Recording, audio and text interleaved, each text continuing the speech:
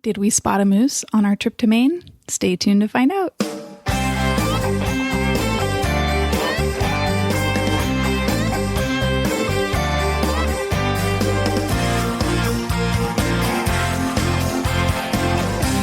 Welcome to Vacation Mavens, a family travel podcast with ideas for your next vacation and tips to get you out the door. Here are your hosts, Kim from Stuffed Suitcase and Tamara from We Three Travel.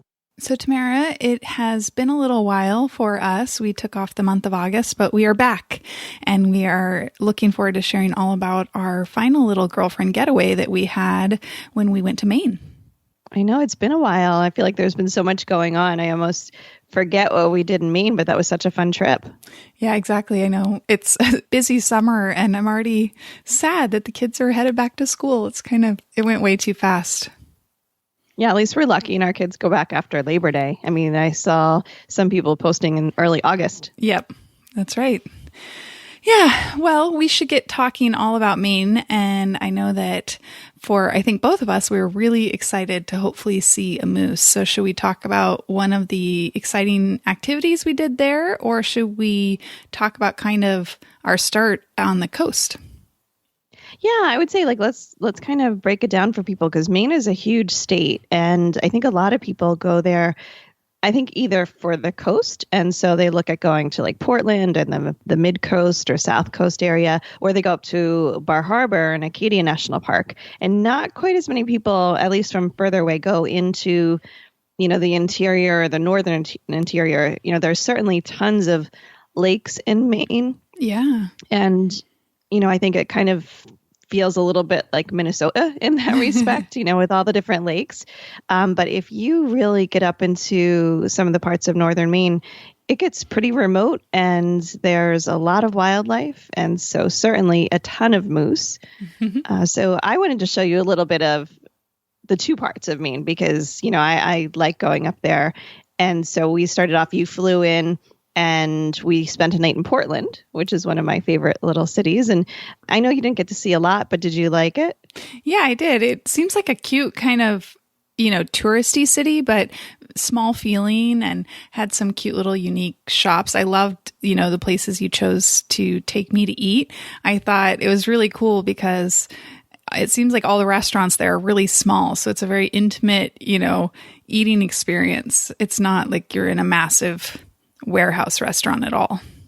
Yeah, I think they really make use of those old port buildings and they're, divided up and they are pretty small. And I was saying to you, like we went to Duckfat, which has been so popular for so long. Yeah. You would really think that they would have expanded by now and had a much bigger, footprint, but they don't. And so that's part of the charm is you go and you sometimes have to wait. But luckily we got a table right away. Yeah. Well, we got a table with a family of 4. Yeah, so, it's a little bit it's a little bit of a community, family style, yeah. Communal seating, which was kind of fun, and ended up chatting with them. And that's kind of fun to meet people on your travels, but it was great, great experience. I thought that was a good little place to pick. They seem to have a really unique menu too, which is awesome.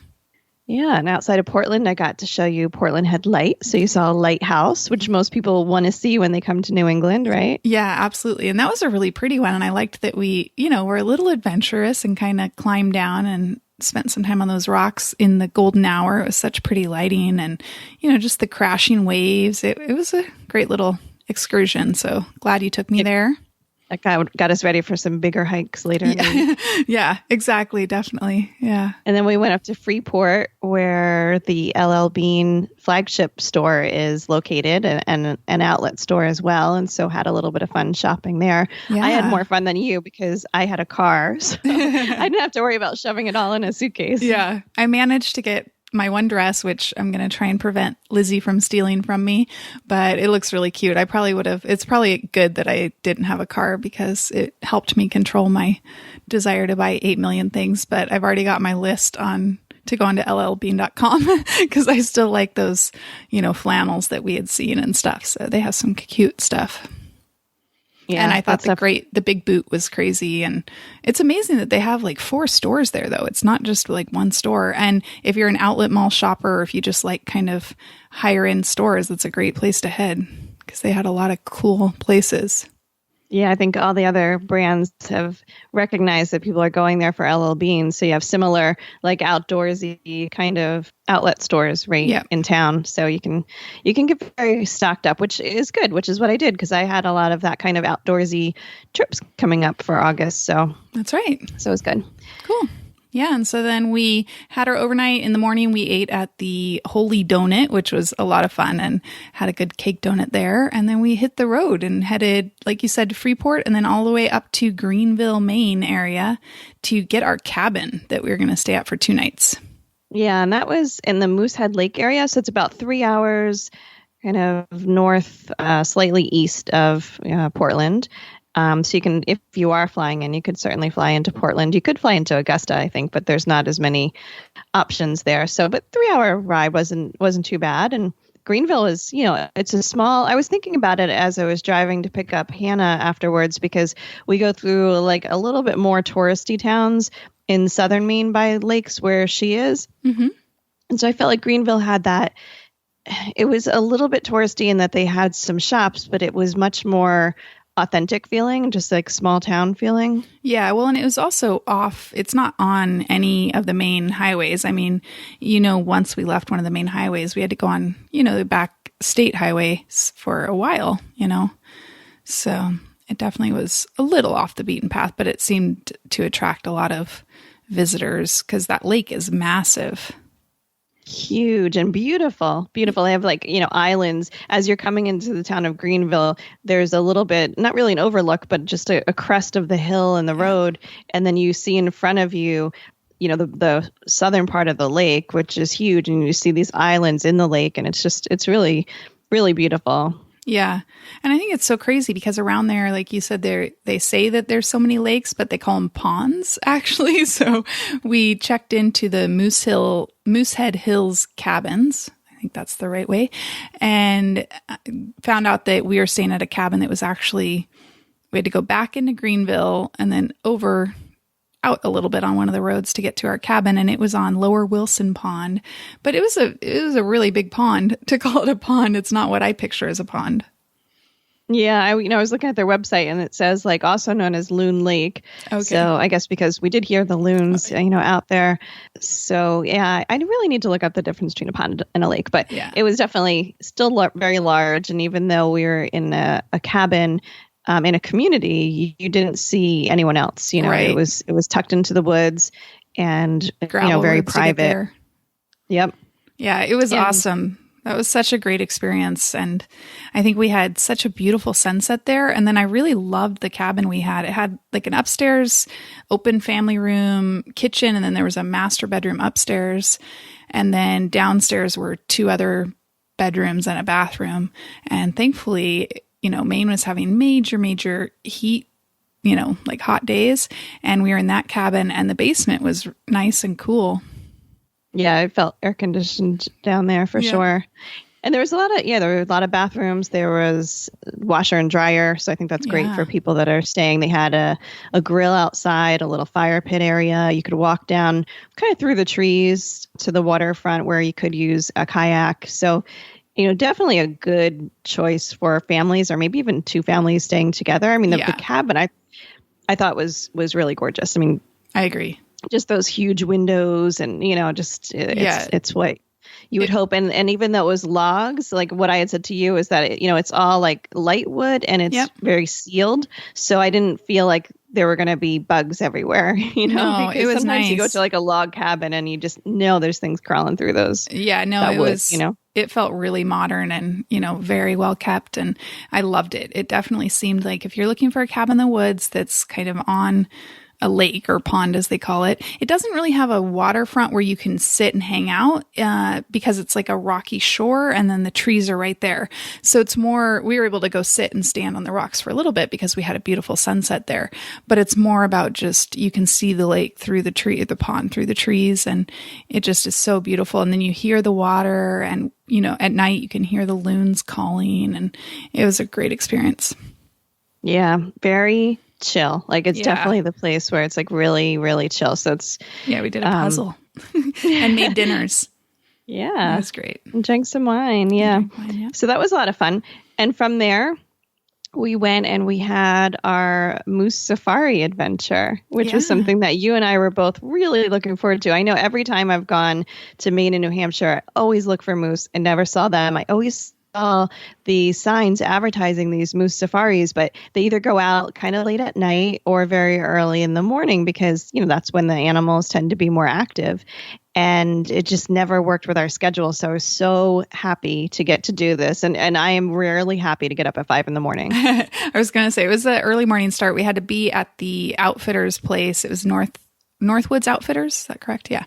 We had to be there at 6 a.m. So we left our little cabin in the woods at 5:30 and we loaded straight into a van and headed out. So they had a couple, I learned what they look for when you're looking for moose. You definitely want to be looking for kind of those marshy ponds that have these reedy grasses growing up. And I guess that's what the moose come out and like to eat. Right. Or along the side of the road, right? There's ditches, and because of all the salt that they use on the roads in the winter, that runs off into these ditches, and the moose are really attracted to the salt. And so that's why there are a lot of accidents along the road, because the moose are either in the ditch and then come up on the road, and then they're not like deer where they just like dart across in front of you. They're more like they're just standing there and staring you down. And if you come up on them at night, then, oops. Yeah. Definitely.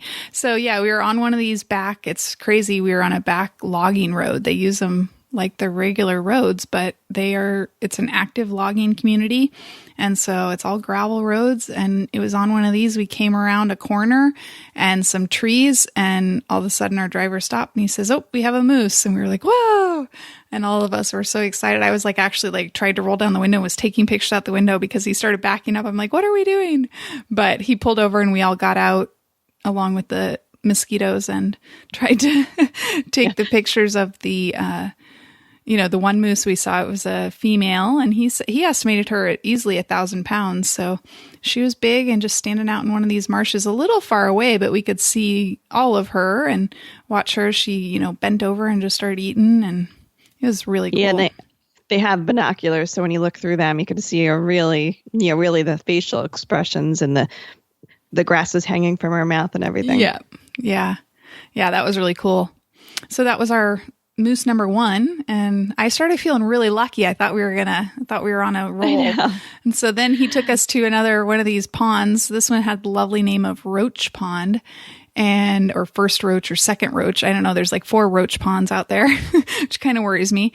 But anyways, we went to one of the roach ponds and had to secretly stealthy, traipse our way through the woods over to a little access point where he had put a couple of canoes, and they pulled the canoes out and we settled in and headed out on this pond to hopefully spot more moose. I feel like, what is that cartoon characters where it's like, be very, very quiet? Yeah, the Bugs Bunny. It was like that. Yeah, you had to really not make a sound. Like even just the little slight splash of the canoe paddle, we're like, "Oh, is that going to disturb them?" I know. And as we were in the van, he said, "Oh, you would be surprised. Like the moose can hear the scrape of a boat against a lily pad from 200 yards away or something like that." And we're like, "What?"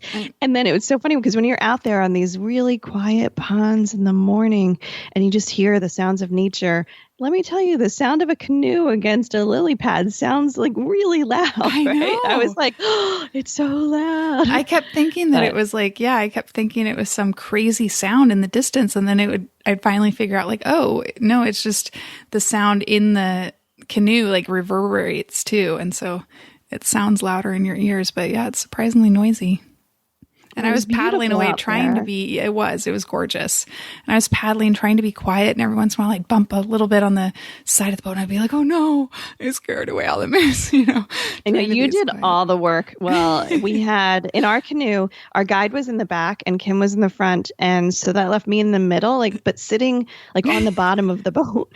And you had like a little weird wicker seat that you sat on. Well, and you had to, it's kind of like one of those stadium seats, that like fold out, but it's like really low. Yeah. So I was like sticking my legs underneath of like the middle cross beam. crossbeam. Yeah. And so I was like, do not flip this thing. I'm stuck under here. But it was, I felt like a little kid, where I didn't do the work. And I was really feeling guilty, especially since I'm watching Kim's like muscles as she's, going and going and going. But yeah, we paddled for like an hour and a half and it was beautiful, but we didn't see any other moose. So that was definitely a bummer. Yeah. He says that but I still felt good for the day because, we saw one. We saw one. Least, thank goodness. Like, we came back and didn't see any. Oh, that would have been sad. Yeah. And then there was another family that went out at the same time, just in a different van. And I know Tamara and I were both kind of thinking, I wonder if they had any better luck because we both hit the first moose at the same, we drove out together. And so we saw them both there. But then the two guys have their own private places. They're kind of private contractors, I think, that do these.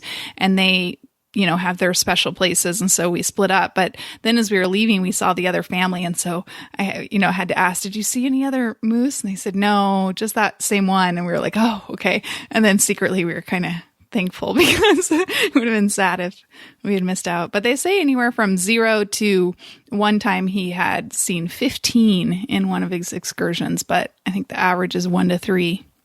Yeah, so. I can't even imagine 15. Like those people need to go play the lottery afterwards. Yeah.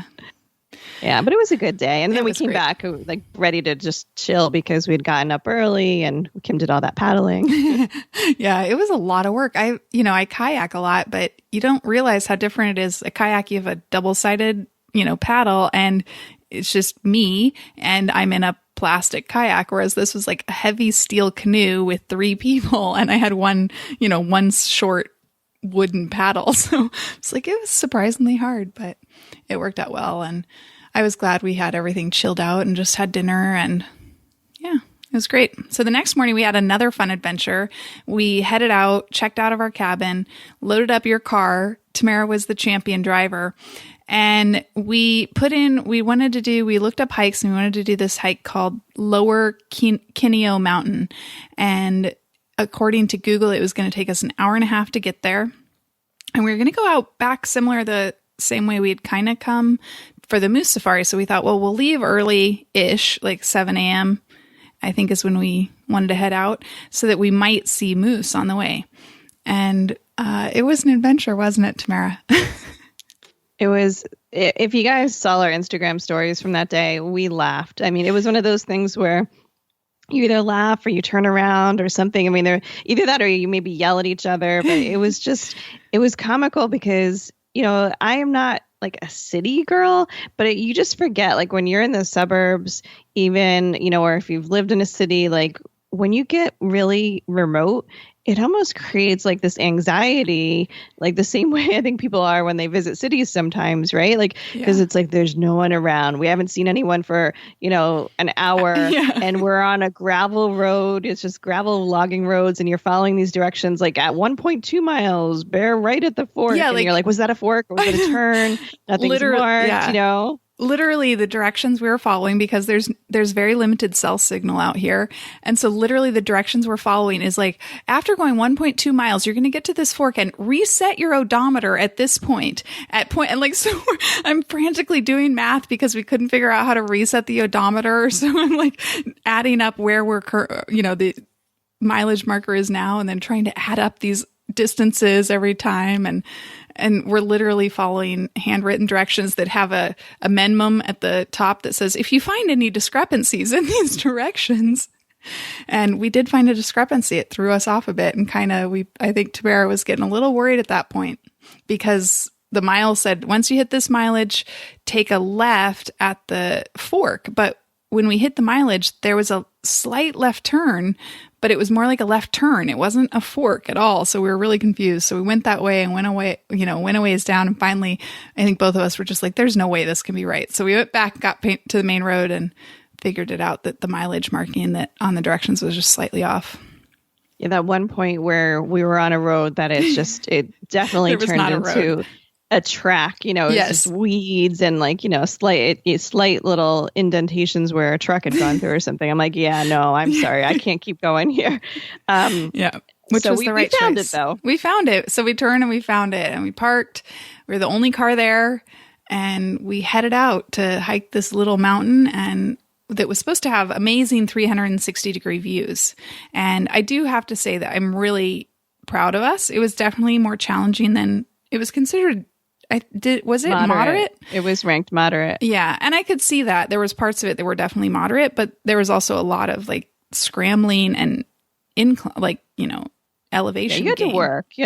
And because even, you think about when you're climbing a mountain, it might be switchbacks. And so it might be challenging because it's steep, on switchbacks. This was not switchbacks. This was more like, okay, the path goes up these rocks, use these roots and rocks to pull yourself up, to the next level. So it was full body challenging. It was not just, my legs are getting a little tired or something. Yeah. But we did it. We reached the top. We reached a beautiful lookout and we're like, is this it? But we saw, the markings. That one also had a lot of those the rock, stacking rock formations, which we got talking about because those are, I guess originally the whole point of them is for trail marking. And they had a lot of those once we got towards the top. So we saw that it seemed like the trail kept going, even though we felt like we sort of reached the pinnacle and the good look. So we kept going. And then we reached an X, like what we took to mean the end of the line.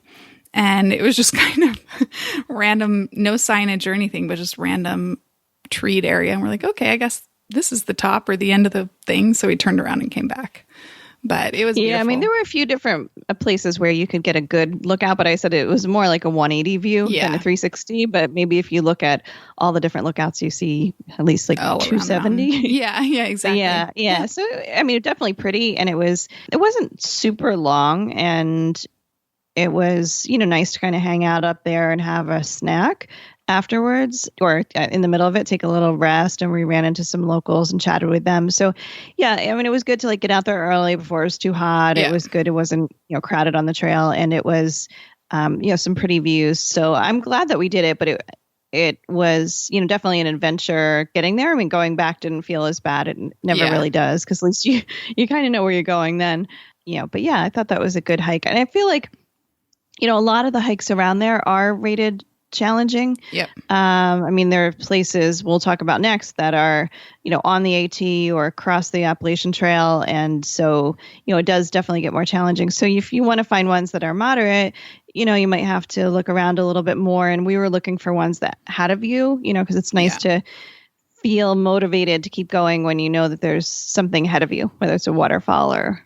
a pretty view. So, yeah. And sometimes it's worth it to do a little more work getting there to have a bigger payoff versus just a 2-mile easy trail, through the woods. Yeah. Although how happy were we to have those hiking poles? Yeah. Yes. I was very happy. I was so thankful you shared. That was nice. It paid off big time. I will just say now, so we don't forget later, how we like to share like our favorite gear. So these hiking poles, I really love them. They're now I have to go look. I think they were like, not North Face. They're Black Diamond or something. Black Diamond, yes, yeah. And they're collapsible, and they had really good hand grips that were like cork. So when your hand gets really sweaty, it's like absorbing that, and it had a nice curve to it, so it made it really comfortable. It felt really comfortable on the hand, and then it has the wrist thing, so it hooks over your hand, so you can kind of let go at one point if you're scrambling, and they were great. I feel like I don't want to do any real hiking without these, because that's what I said to Kim. I'm like, this is real hiking. This is not like national park, nice little trail, like sort of flat. Like this is real hiking. And let me tell you, your knees and your hips and everything will really thank you, and just your balance too. Yeah. Like I'm totally sold now on trekking poles or hiking poles. Yep. Agreed. Very cool. Well, yeah. So then we wrapped that up and we headed back into town. We got some lunch and then we headed out to our second cabin and our last little 2-night stay. And that was at the Appalachian Mountain Club. The Appalachian Mountain Club has this 100-mile wilderness in Maine, and it's where the Appalachian Trail ends at Catadine or something like that. Yeah. I never pronounce it, but in Baxter State Park, and which is always known as a really challenging hike. And they have a number of lodges kind of scattered throughout this 100-mile wilderness. The one that we stayed at was Gorman, Chairback Lodge and Cabins. So there's a lodge there. There's a bunkhouse, which is kind of like a hostel, like hiker bunkhouse, and then they have these private cabins that you can rent, and there's actually a lot of lot of families there. Yeah, I was surprised by how many families there were. There was 2 families that had a little, maybe 9-month-old baby, and then a little toddler, another family that had a little toddler boy. And then there was 2 other families that had kind of tween teens like us. So it was, definitely popular with families, and they all had the cabins that have a private bathroom in them. And Tamara and I, along with, I noticed some other, couples were in the cabins that, they're all very close together, but the one set of cabins is closer to the main lodge and they have bathrooms. And then there's the other cabins that are close to the pond and they don't have bathrooms or electricity. And that's what we got to experience. Well, I don't think any of them have electricity. They all have probably. these propane gas driven lights that you can use, but they kind of make it a little hot in the cabin. Yeah. And to me, like the bigger issue was the bathroom. Like I could handle the electricity because, you could charge devices in the lodge. And frankly, there was no coverage. So you weren't doing a whole lot with them anyway. Yeah. The bathroom was the problem. Not having the bathroom. So I feel like, is it this trade-off? Like, hey, you get to be waterfront, but you don't have a bathroom, or you get the other cabins. And some of those cabins were pretty large too. Like I was talking to the one family and they said they had a 2-bedroom cabin that also had like a little living area and a bathroom. And the living area has like a wood stove and a futon. So you can fit quite a few people in there. And so those I think would be a really nice choice for families that, are interested in like hiking but don't quite want to camp type of thing. I agree. And it's nice because you don't have to worry about your meals or going to get food because it's, kind of an, all-inclusive-ish type thing where you, along with your cabin, you get breakfast, which is a full, sit-down family-style breakfast in the morning. And then you get a bagged lunch, which you choose, they have these printed paper bags that they hand out at dinner and you circle what you want. Like if you want, it's all sandwiches or it's either a sandwich or a wrap. And so you circle like the bread you want, the meat you want, the cheese you want, and then the toppings. And then at breakfast, they have those all set out. So you eat your breakfast, you grab your lunch for the day, and then you all meet back up. So breakfast is at 8 and dinner's at 6. And it's, family style. It's not a lot of options. So, if you're a picky eater, you got to be ready to, gorge on bread or vegetables or something along those lines. The first night we got there, it was duck. And I can't remember what else it was. It was salad and duck, salmon, sweet potato. Oh, you mean the first night? Yeah. And so it's pretty elaborate meals. It's definitely hearty and they serve you well. It just know that there's not like choices. So you get to eat whatever they serve you. The last night was my favorite. You're not a huge salmon fan. It worked for me. It was salmon and asparagus and risotto. And so it was like, yum. Yeah, and I will say the homemade bread was incredible. Yeah. So, it's easy to fill up on that if you're not gluten-free. But there was an option, like you could let them know in advance if you had allergies or dietary restrictions, but it's not like you're going to be like, well, my dietary restriction is my kid only eats chicken nuggets. They're not going to do that. But because it's out. They run all on a grid. They don't have, they have limited plumbing and the water they do get, it goes through all this like, filter and electrical process just to, pour it. So they ask that you take like limited showers. The bathrooms that they have are not flush toilets. They're just kind of a, eco-friendly compostable toilet system, which wasn't as bad as I thought it was going to be and wasn't a problem at all. But just know that it's not, you're out in the wilderness. So they're not doing daily grocery runs and stuff. They probably do a once a week and stock everything up and they make the food last. Like we had sweet potatoes one night for dinner and then the next morning it was a sweet potato hash for breakfast. So, and I saw they have their own garden. I saw them out there picking. Yeah, but it was, the cabins were nice. I think that if you were looking for a little bit more rustic environment, if you were maybe considering camping or glamping, but wanted a cabin, then that is definitely a good choice. And not having to deal with the food is definitely really nice. And you're right there, like you're right on the water. They have, all kinds of like kayaks and paddle boards and things that you can take out. Just FYI, we were told that there were leeches in the lake. And so we were choosing not to swim. But there was lots of people that swam. They had no problem with it. They're like, oh yeah, if you see one on you, you just pull it off. I was like, okay. Brushed off. Yeah. I guess they don't get attached like right away. So it's easy to get them off if you see it right away. Yeah, but you can sit and watch the sunset. They do a fire every night. They have s'more stuff you can take out there. They have snacks like stars. Sorry. Yeah, they have coffee and homemade like cookies and breads and things out to snack on. They have a ping pong table in the basement, and the stargazing is amazing. I didn't spend a lot of time out there, but my little run to the bathroom in the middle of the night, I did look up when I was scared to look up because I was convinced there might be a bear right in front of me. But but when I got to the lodge and I looked up, I was like just kind of overwhelmed. It was really, really beautiful. So, but definitely a lot of hiking around there. You're not going to do a lot else because it is quite a drive in on gravel roads. Yep. So it's not like if you want to go to town, it's 40 minutes, on gravel roads out to town. But if you want to do a whole bunch of different hikes, just every day, do a different hike and then come back. And you can also kayak along the lake, which is like a 3-mile lake or something like that. And so the people that I talked to said that they were out for like maybe 4 hours or so, like a good half day to kayak around, where you can just kind of chill on site. But that's the kind of vacation it is, so that's like what you need to be looking for. Yeah. And it's, no cell signal or anything. There was a couple hot spots. If you had T-Mobile or Verizon, that you could sometimes get a couple things to load, but it's definitely unplugged vacation. And, the families that were there seemed to really be enjoying it and kind of embracing that unpluggedness and figuring out what, the one mom we talked to, she said, they don't even know with their son, like, what are his hobbies, because he's just normally like playing video games with his friends, or, it just becomes so wired into their lives. And so they were kind of, figuring out what he was into, like he was trying ping pong, and turns out he loves the paddleboard and, all this stuff. So, and their daughter really likes to read. And so she was just voraciously reading the whole time. And so it's a really cool way to get unplugged and, have some family time together and let kids, I think for older kids, let them figure out what they want to do with their day. And so that's pretty cool.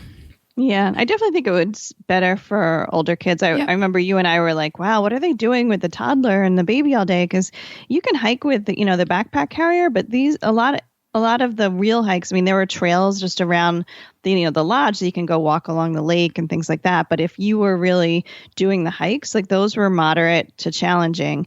And there were parts like the hike that we did the next day where there's no way I would do that with a baby carrier because I'd be so scared about like tipping over. It was really a bit challenging in points. So, agreed. So I think the whole teens thing like that is really an ideal time to go, as long as your teen isn't going to completely lose it with lack of connectivity. Correct.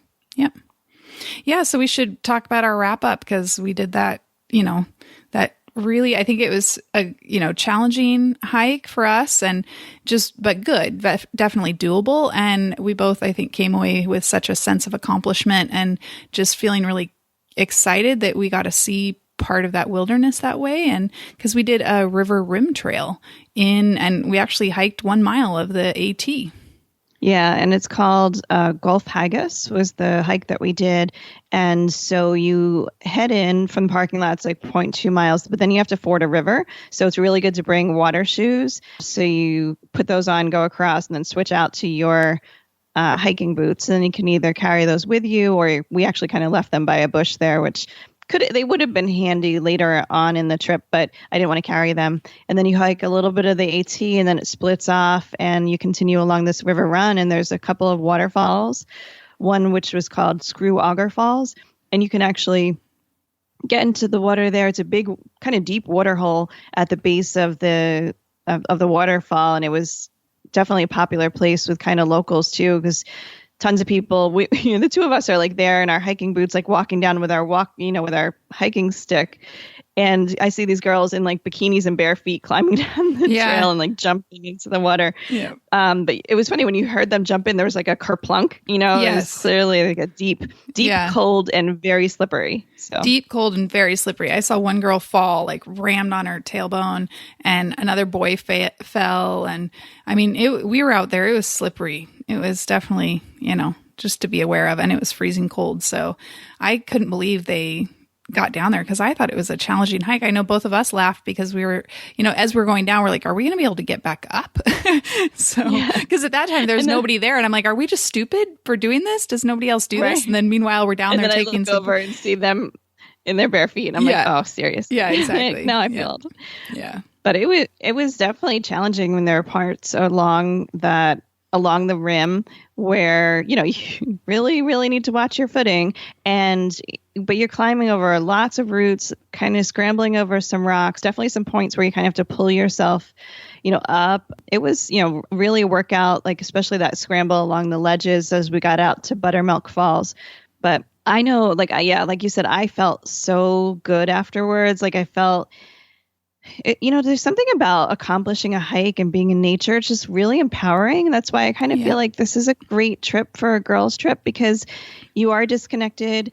You have plenty of time to sit in your cabin with your headlamps on and chat. And, but whether it's, a more luxury cabin like we did first, or whether it's the little bit more rustic like we did at the Appalachian Mountain Club Lodge, it's just a nice, kind of bonding kind of thing. I mean, we had a lot of laughs. Yeah. We helped each other. I imagine there are times where you could get irritated with one another. Luckily, you and I are pretty much on the same page when it comes to like fitness level and like what we wanted to do and the pace we were going at. But I thought it was a really good option for a girls' trip. I definitely agree. And I think, like you said, there's definitely a way to make it where it's a little more, civilized, I guess would be the term, or, more plugged in a bit, like our first cabin, because we thought there was going to be no signal there, and it was like full LTE because Moosehead Lake and all those areas around there have started being such a heavy development city that, when we were talking to the locals on the mountain, they said there's a cell tower they just put in and stuff because, I guess, when you live there, they kind of demand that. But then you can go out in that 100-mile wilderness and you're really off the grid. So, yeah. Well, and even at the cabin, like they didn't have Wi-Fi, so we could use our phones. And I guess you could tether, but I think it would be pretty slow there. And they didn't have TV. No TV. Yeah. Yes. They did have DVDs though, that you could borrow from them and watch and stuff. And yeah, it was great. I think it was a great vacation that if you're looking for, a teen and you guys like to be outdoors and kind of relax also, I think it's a really great destination for that sort of stuff. And then I also think that for, like you said, girls trips, it's really, if you're looking for more than just or even like, I loved how we partnered it because we had it with Portland and Freeport, did a little bit of the shopping and the, nice dining at the beginning, and then went in and had our rustic, and hiking. And it's fun to kind of accomplish stuff with your girlfriends. It is. I think that's why you and I always like to do something a little bit active. Yep. It's just a nice feeling, it's something that I think we need sometimes, because sometimes we can be like down on ourselves. And so it's just rewarding to feel like accomplishment and a little bit badass. Yep. Agreed. I'm going to get you a shirt that says that. I'm a little bit badass. I like that. Yeah. Cool. Well, I feel like that needs like I'm a little bit badass, a little bit luxury. Exactly. A little bit like little something, a little bit rock and roll kind of thing. Yeah, exactly. We're probably going to have to mark this episode explicit now. No, I'm just kidding. Joking. I think that's pretty PG these days. I'm just kidding. Cool. Well, yeah, so that wrapped up our time in Maine. Then we headed back in and to Portland. You stayed overnight and I flew out. I flew out from Portland to JFK and then JFK to Seattle. And, that's it. You went up and picked up Hannah, and then we got on with the rest of our summer travels. Yeah, so stay tuned, because next up we're going to be sharing some of our other adventures from August. And then we have a full calendar for the fall up ahead. We will chat with you again soon. Bye.